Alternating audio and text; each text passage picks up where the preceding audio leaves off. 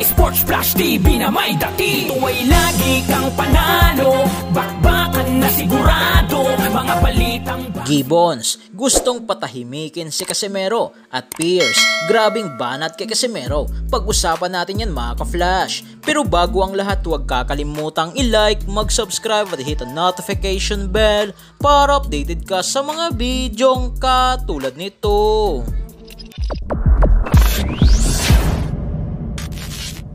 Matapos sabihan ni former 3 Division World Champion, angas ng Pinas General Cuadro alas Casimero na white dog si MP President Sean Gibbons ay talagang nagwala at uminit ng husto ang ulo ni Sean Gibbons at nagpost ito ng mga nakakainsultong larawan ni Jason Casimero at General Casimero. Hindi pa nga po dito natapos at napunta pa ito sa isang hamunan ng laban sa ibabaw ng lona. Ito'y sa kadahilanang sabihin ni Casimero na hanggang 5 rounds lang ang bata nito na si former WBA, IBF, Super Bantamweight World Champion Marlon the Nightmare Tapales na wala nga raw lakas si Tapales na ang pinagmamalaki lang nito ay ang kanyang uppercut. Dahil dyan, hindi nga ito nagustuhan ng kampo ni Sean Gibbons at sinabing we can make that fight ang Casimero versus Tapales na gustong patahimikin si Casimero. Subalit dahil sa aprobado na nga po ng WBO sanctioning body ang request na WBO title eliminator para kay Casimero para maging mandatory challenger para kay Naoya Inoue, nang hinihintay na lang nga daw dito ng kampo ni Casimero ay ang makakalaban nito. Kaya malabo nga pong mangyari ang Casimero versus Tapales dahil itong si Tapales mga ka-flash ay hindi rated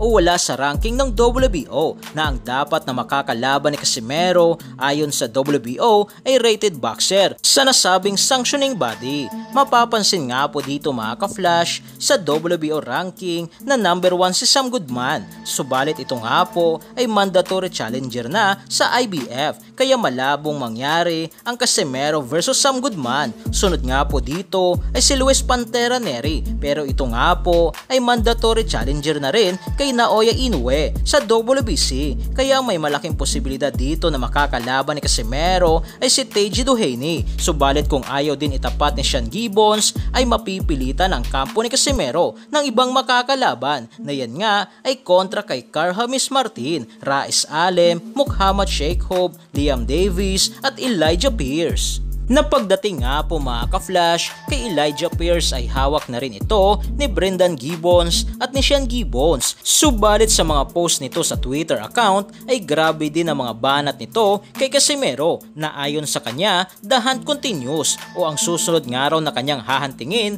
ay si General Casimero. Nadagdag pa niya dito na masyadong nga raw maliit si Casimero na ang banat pa niya dito na wala nga raw binatbat sa kanya si Casimero at tatalunin niya nga lang daw ito at patutulugin. At sa kanyang huling post ni Elijah Pierce ay 100% kasado na, may petsa ng araw sa kanyang susunod na laban. Kaya kung si Casimero nga po talaga ang kanyang susunod na makakalaban mga ka-flash ay isa talagang magandang laban ito.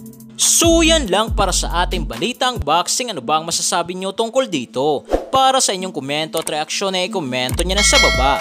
Hanggang sa muli, ito ang The Sports Flash TV.